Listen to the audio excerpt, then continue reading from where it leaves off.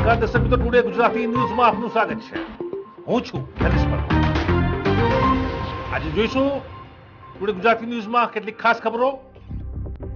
મહત્વના સમાચાર આવી રહ્યા છે. તે રીતે લોકસભા ચૂંટણી પહેલા મહેસાણાના રાજકારણને લઈને સૌથી મોટો ઘટસ્ફોટ થયો છે અને જે સમાચાર મળી રહ્યા છે, ઇનપુટ મળી રહ્યા છે તે મુજબ રાજ્યના પૂર્વ નાયબ મુખ્યમંત્રી અને મહેસાણાના પૂર્વ ધારાસભ્ય નીતિનભાઈ પટેલે આજે એક મોટી જાહેરાત કરી છે. નોંધનીય છે કે ગઈકાલે ભાજપે 15 લોકસભા સીટના ઉમેદવારો જાહેર કર્યા હતા. જો કે તેમાં મહેસાણા સીટ પર હજુ સુધી ઉમેદવાર જાહેર કરવામાં આવ્યા નથી. આ પહેલા જ નીતિન પટેલે પોતાના ફેસબુક પેજ પર જાહેરાત કરી છે કે ભાજપના ઉમેદવાર તરીકેની મારી દાવેદારી પરત ખેંચું તેવું નીતિન પટેલે નિવેદન ફેસબુક મારફતે આપ્યું છે.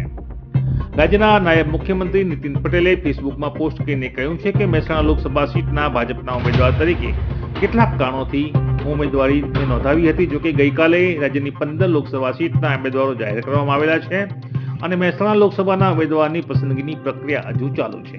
તે પહેલા ભાજપના ઉમેદવાર તરીકેની મારી દાવેદારી હું પરત ખેંચું છું. નરેન્દ્ર મોદી સતત ત્રીજી વખત વડાપ્રધાન બની સમગ્ર દુનિયામાં ભારતની પ્રતિષ્ઠા વધુ વધારે અને ભારત માતા પરમ વૈભવ પ્રાપ્ત કરે તેવી ભગવાનની પ્રાર્થના કરું છું. સર્વ કાર્યકરો, સર્વ શુભેચ્છકો અને સર્વ સાથીદારોને હું ખૂબ ખૂબ આભાર માનું છું. આ પોસ્ટ રાજ્યના પૂર્વ નાયબ મુખ્યમંત્રી અને મહેસાણાના પૂર્વ ધારાસભ્ય નીતિનભાઈ પટેલે પોતાના ફેસબુક આઈડી કરી છે અને તે રીતે મહેસાણા બેઠક પર નીતિનભાઈ પટેલે સ્વયંભૂ પોતાની જે દાવેદારી હતી ઉમેદવાર તરીકેની એ પાછી ખેંચી છે.